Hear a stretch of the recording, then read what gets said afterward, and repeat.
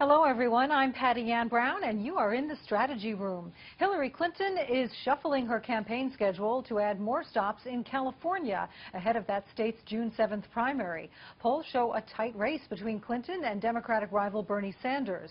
So is Clinton getting worried about the Golden State? Here with analysis are Democratic strategist David Mercer and Republican strategist Brad Blakeman. Welcome to both of you. Thanks.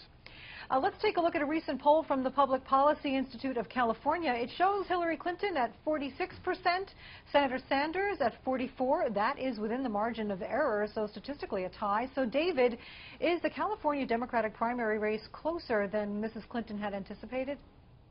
I think it is going to be close. We've seen a lot of states that have been close. As I might refer to 2008, she did beat Obama in that state by 8 points. I think it's up in the air, but I feel confident that Hillary Clinton, given the history of her and her husband in that state and the level of support they have, that she will prevail in the end. But I might add for the viewers that she's 73 delegates away from having the number needed, the 2,383, to win the nomination. And you have Puerto Rico coming up this Sunday. That's 67 delegates there on the line. She could be going into California with the need of only single digits in terms of delegates. But you want a state that you've won before. You want a state in the D column going into November, and you don't want to leave any stone unturned in fighting for every vote, and that includes every Californian vote that she can get as well. Right, of course. Yeah. So critics and even some supporters of Hillary Clinton say she's not that great at campaigning. That being the case, Brad, do you think adding more campaign stops will help her?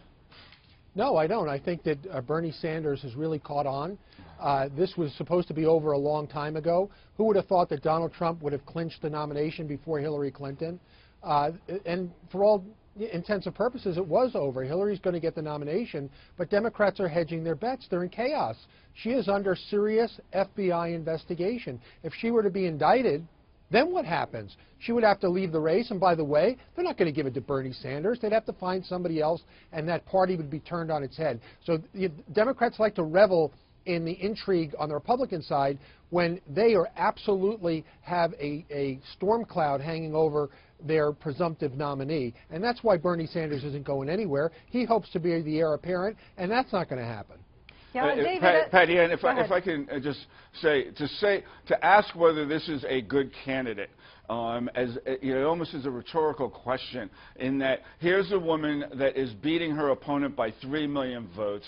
She's got more votes. And she still can't win. She's winning, and she's going to be the winner, as you have said over and over again. Unless she was going to be the winner from the beginning. So you can't have it both ways, Brad. Well, unless she's indicted.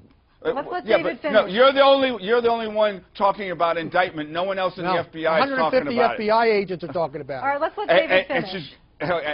And going into that, she's gotten more votes than anybody else, Republican or Democrat. She's won more states than Republican or Democrat, and she's likely to get the nomination. So to say that she's not a good candidate when she broke the ceiling, getting 8 million last time, she's well on the 9+ million. This is a very good candidate who has seen through the challenges, both from Bernie Sanders, and I might add from the likes of Republicans like across from me now, Brad Blakeman. But nonetheless, she will prevail, I believe, going in to the nomination in Philadelphia. All right. Well, there was an article in the Washington Post written by someone who seems to be a Clinton fan, referring to the fact that she's I think the word was a terrible campaigner. Not the same thing as being a terrible candidate, but that she's a terrible campaigner, which was the question that I was asking. But in any case, Brad, she is far ahead in the delegate count right now. She doesn't need to win California in order to clinch the nomination. But what is Sanders hoping for here? Clearly, he's talking about having influence at the convention, on the platform, on future elections and the process involved?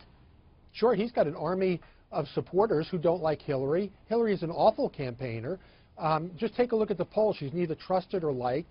And so Bernie's going to go in there, and he's going to have a lot of leverage. He's going to have a lot of leverage on the Rules Committee, on the Platform Committee. He's going to, I'm sure, ask for a speaking role prime time at the convention. So Bernie isn't going anywhere, and Democrats need to unite, the same as Republicans need to unite, and that means Hillary reaching out to Bernie supporters and winning them over. Because if Bernie's supporters stay home, or how about come over to Trump, she's got some serious trouble. Right. Patty Ann, if I might add to that, okay, the same thing was going on in 2008. The parties divided, the Clintons and the Obamas and so forth. And you know what? They all came home and they all beat the Republican Party nominee twice. 2008 and 2012, right. And it's going to happen again Gotta leave in it there. 2016. Got to leave it there. Brad and David, thank you both for joining us. Thank you. Good to be with you. And for complete coverage of the 2016 election, go to foxnews.com. I'm Patty Ann Brown. Thanks for watching.